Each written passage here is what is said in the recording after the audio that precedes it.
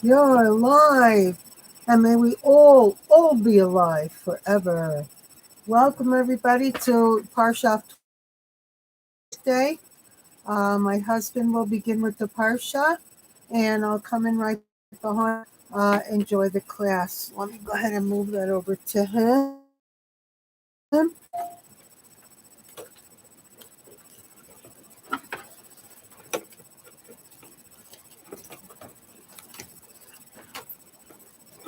Good evening, everyone. We're very, very excited tonight to be able to begin once again the series of portions, shiurim lessons that are discussing the Torah reading of the week. This week's reading is Shelach. This Shabbos will be blessing the new month, which is coming the following week on Thursday and Friday, the month of Tammuz. And the Torah reading for this week is the portion called Shelach, which means sending spies. And we want to go into the background behind this. And in a way, it's a bit confusing because the Almighty seems to be agreeing with the sending of the spies, when really this is a great unnecessary undertaking, completely, absolutely unnecessary, and also insulting to the Almighty as well. So I'm going to do some reading just to get us into the portion. The Jewish people were ready to go right into Israel. We had arrived at Mount Sinai. We had received the Ten Commandments. We unfortunately, just 40 days later, sinned with the golden calf. It took quite a while to get that taken care of. In order to bring the Almighty Spirit back, we were commanded to make a portable holy temple in the wilderness. That part was good. That was a wonderful thing.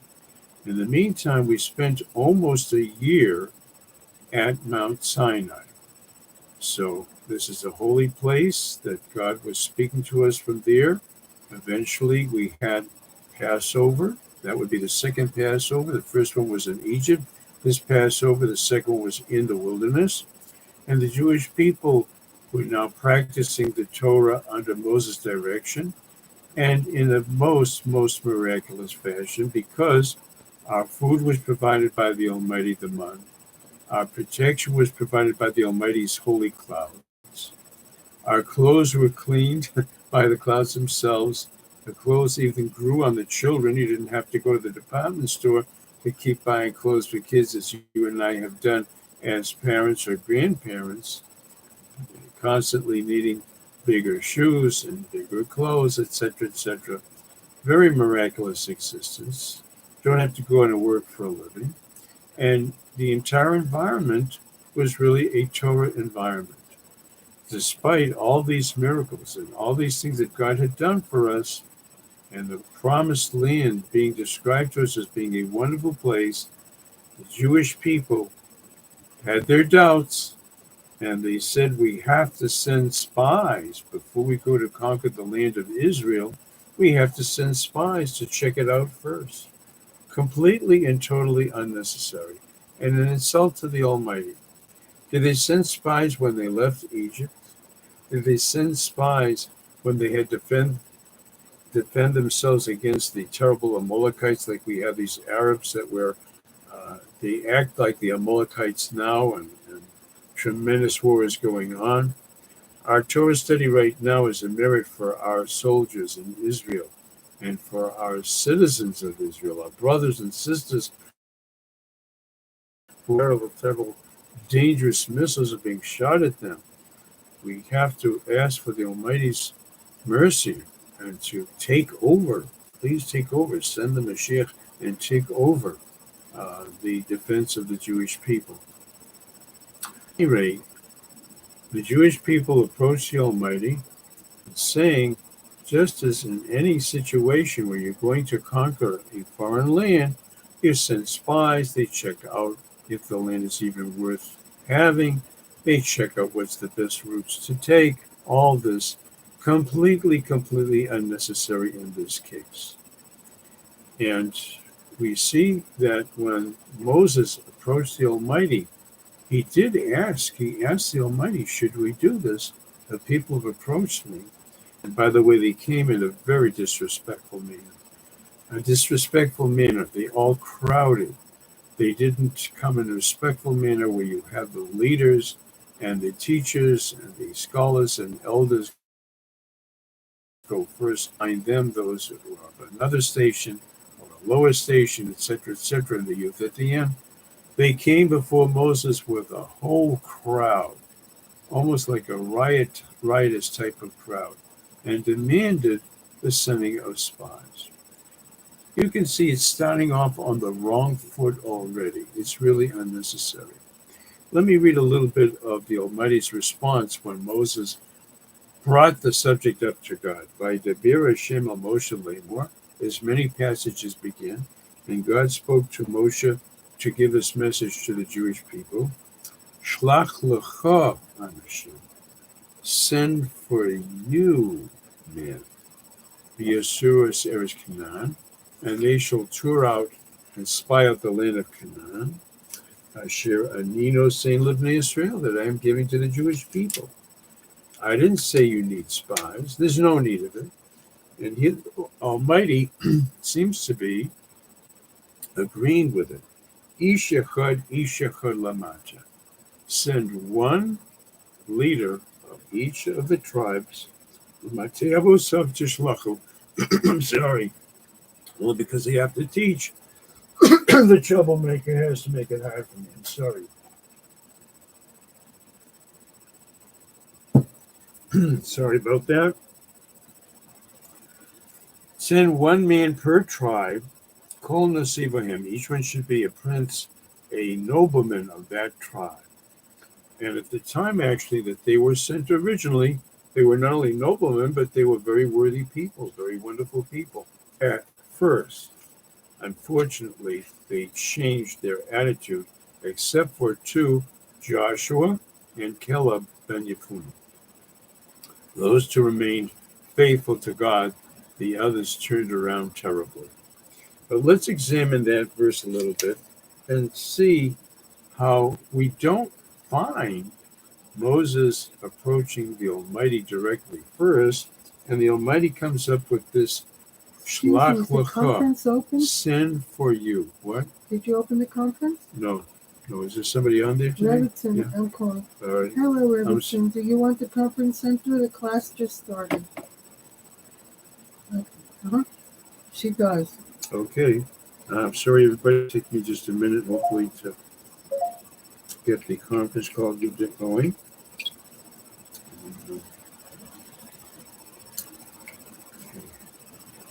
I'm out of practice, I see.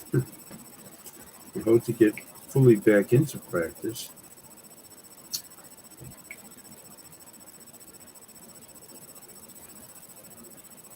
In order to enter your conference using the backup number,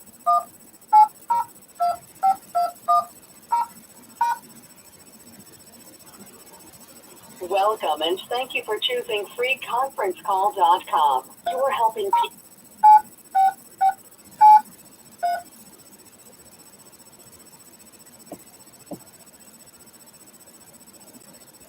If you are the host, press star now. Otherwise, please wait, and you will be joined into the conference. Okay, sorry about the delay.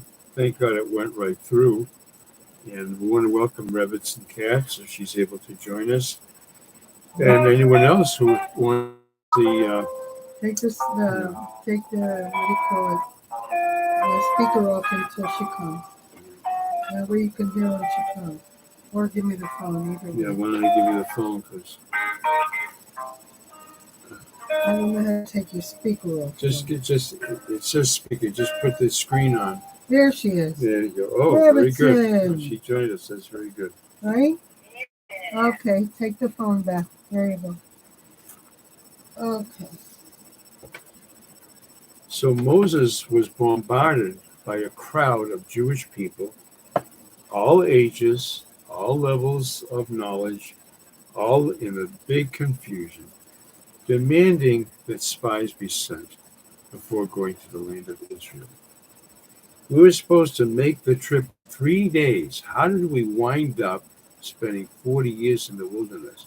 In a distance of 3 days, we were supposed to go right into Israel and take over the land, and we would not even have to do bloodshed. The land would have been simply turned over to us. I explained a number of times, and it's worth mentioning now, that the land of Israel, as the Torah explains all the way going back to the time of Abraham, is a gift to the Jewish people from the Almighty. It was always meant for us, even if other nations occupied it temporarily. The Almighty told us that it is going to be our land, and it is still our land going back all these thousands of years. Joshua, who led the conquest, he's actually one of the spies in this week's portion. He sent a letter to each of the peoples in Israel and said, if you want to stay, you may. The basic 7 laws of morality. You do not, again, you do not need to become Jewish. You do not. But if you merely live a moral life, you keep the 7 Nochai commandments, not to kill, not to steal, not to worship idolatry. Again, you don't have to be Jewish. You can be a Noahide nation and stay if you wish. If that doesn't sound good to you, you don't want to be moral. And of course, that was the problem with those nations in Israel. You may leave. You can leave. No one will touch you or bother you. Or a third option, if you really want to stay and fight, and we warn you that it's going to be a very severe blow on you, just as what's happening to Iran right now, who threatened the Jewish people for all these years, constantly threatening and getting ready to do a horrible Holocaust again. Not only there, but actually the whole world is in danger when you're dealing with lunatics, as they're called, lunatics completely out of control, and who get access to very dangerous weaponry. You have to eliminate the weaponry and them as well. So I don't want to go into politics now, and it's not a politics. Our people are fighting for their lives again. That's exactly what's going on. We are fighting for our lives. We didn't wait for them to continue to develop these dangerous weapons. And with their more, what you might call the more conventional ballistic missiles, they're buying materials from China. Another friend of ours, they're buying materials from China so that they can advance their ballistic missiles and destroy more innocent people, aimed at perfectly innocent people. All right, without going into that, we see the Almighty's response to Moses. Moses asked, should I listen to the people? So the Almighty says it this way, Shelach lecha anashim, send for you. Normally when God commands us to do something and questions are answered, God gives a straight answer, Shelach anashim, send people, Yeshua Seres Canaan. But God adds the word Shelach lecha anashim, send for you. So why does the Almighty add the word for you? He didn't ask to do this. The people ganged up against him. So the Almighty answers him, this is up to you. I'm not commanding you to send the spies. If you want to, send them. And we'll soon find out why Moses agreed to it altogether. The Jewish people said, Nishlach anashim lefanenu. They came with a whole crowd. Let's send spies before us. They came before Moses. And Moses consulted with the Almighty, which was the right thing to do. The Almighty answers, I told them how wonderful the land is, a beautiful land flowing with milk and sweet juice. Allah is Kemi and Mitzrayim. I'm going to bring you up from the terrible suffering and affliction of Egypt. And this is how you respond. We would have gone right into Israel without any problem or without any opposition.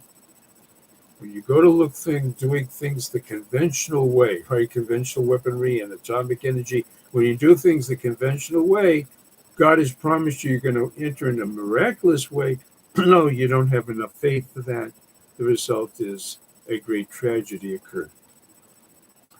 So the Almighty says, Chayehem, I swear by their lives, I'm going to give them an opportunity to make a terrible mistake with the words of the spies, which will result that they won't inherit them. They didn't trust me. They're not putting their faith in me. That I'm going to, as I took them out of Egypt, I didn't send spies. I didn't ask for other countries to help them to get out. I took them out and finished. And Pharaoh chased after them and tried to destroy them at the sea. And I saved them as well there and destroyed all the Egyptians there too. All this time, they have been eating the miraculous food. They have been protected by the Almighty, and all of their needs taken care of very beautifully. Absolutely no need to send any spies.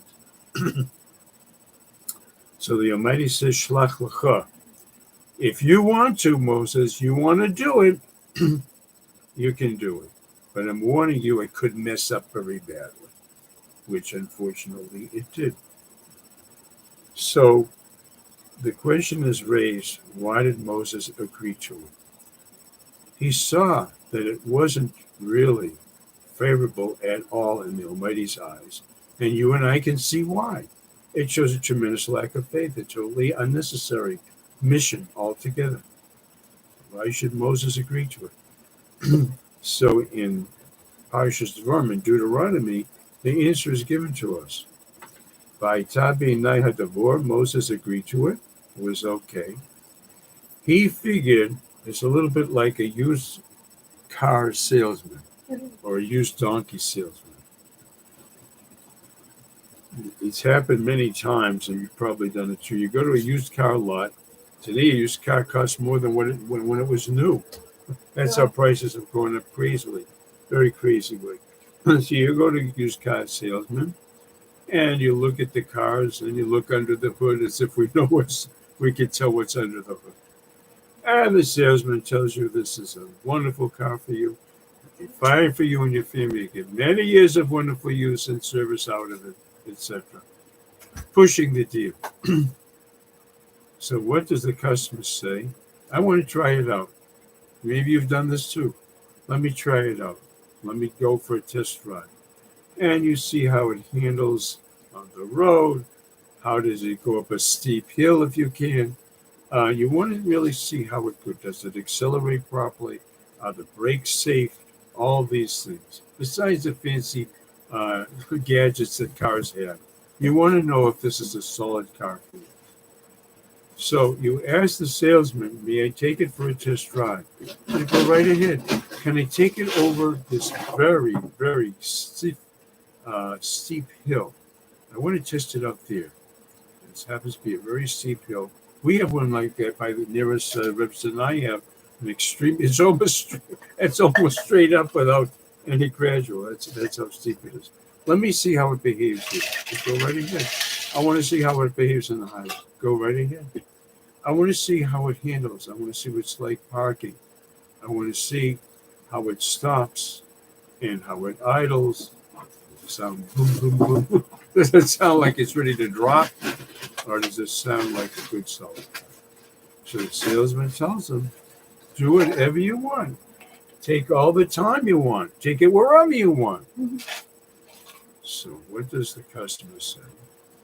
The customer says, well, since you have so much faith and so much, you're so sure that I'll be satisfied, I'm not even going to bother. I'm going to take the car. I'll take your word for it. Well, that sounds like a story that has nothing to do with our subject, nothing to do with the Torah. Well, we use these examples to help us understand strange situations. This approach of the people is disrespectful to each other. They didn't honor their leaders properly and their people of stature to give them, proper room. Shoving, pushing, really a horrible, almost like a mob riot approaching Moses. Moses says to himself, if I show any hesitancy, they'll take this to mean that the land is not all it's cracked up to be. See, he's hesitant. It must be if we would send spies and they'd find out the truth, we would find that the land is not a wonderful, beautiful land. So Moses figured, I'll do like a used car salesman.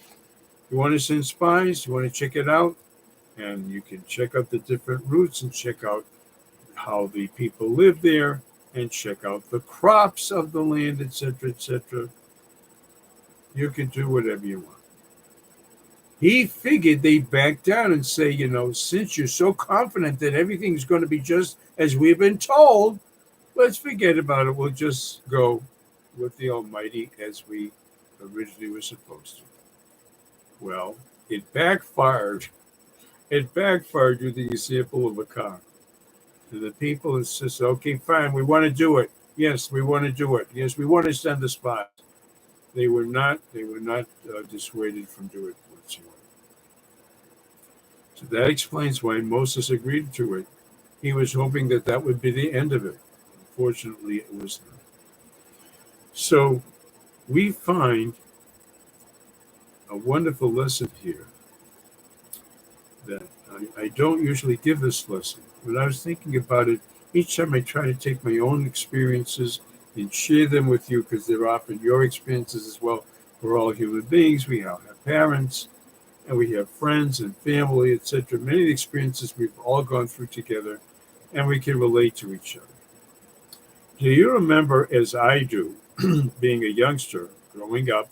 I don't mean a little kid necessarily, some in your teens, or maybe even into early adulthood, where you have asked your parents, you're still living at home, and you've asked your parents for something. Maybe you're young and you're asking them to purchase this for you, or to arrange it for you, or to give you permission to do something, maybe to go over somebody's house. And you found, maybe it was maybe a toy if you were that young, or perhaps it was even, let's say, a car, something, all depending upon what the circumstances were.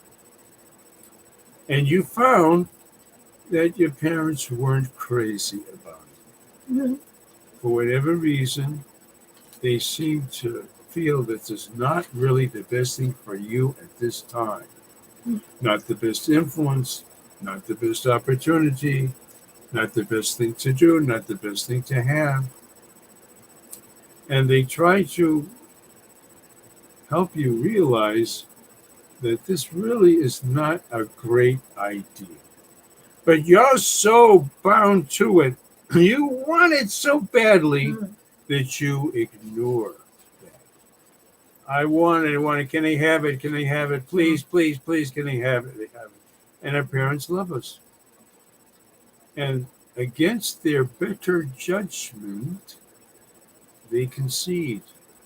And they get you what you want, or they give you permission to go over that person's house, or to do this activity, etc., to participate in a particular program, or some sort of a recreational activity, knowing it's really not best for their child.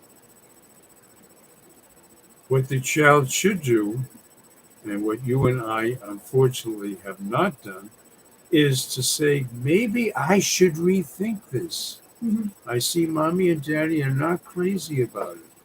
I nagged them, I asked, and over and over again, they say it's important to me, and I really, really enjoy it, etc. I think I'll really enjoy it. Turns out you got the permission, and you find out why they were not for it to begin with. Everything that they indicated and said came true. So we see that when we have an idea in our head, and those whom we love and who try to guide us, try to discourage us from that, knowing it's not what you think it is. You think it's great, it's fantastic, you'll have a ball, you'll be so, so happy. You sense and see that those who are giving you permission really don't want to. They love you, and you'll be terribly upset if you don't grant the request. but they know really deep down it's not for you. In our foolishness, we insist upon doing it anyway. This lesson can be taken now as well, not only if we have influence over others, but also influence over ourselves. Sometimes you get a crazy idea in your head. I want to go to such a place, such a vacation, such a resort. I want to buy such and such a thing. Maybe it's a car, whatever it is. And really, the truth is, it's not the right place for you. It's not the right time for you. But I want it. I gotta have it. I gotta have it. Sure enough, you insist. Sure enough, you find that it was really not a good idea. So this is one of the many lessons we can derive. Our Holy Torah gives us a way of life, and there's a lot of options open in it. There are many things that are kosher. There are many things that are permissible. But we have to ask ourselves, if I join that group, I'll join their group. They seem to have a good time together. Ask yourself, are they people who live a proper way? Are they people who are going to be of good influence over me? Do they do activities that are questionable? Do they eat things that are questionable according to the Torah? I like their company. They seem to have a ball together.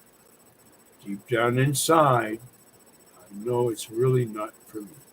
But I want it, I want to do it, etc., etc. It'll be fine. Everything will work out fine. That's how we fool ourselves. And we have to take our inner conscience, which the Torah gives us, and ask us, am I really making a proper choice for myself? It might be for my children, it might be for my friends, or for other people. Am I making a wise choice? What you can do is ask a Torah authority, a rabbi. There's some very wonderful women that are qualified almost like they're not rabbis, but they're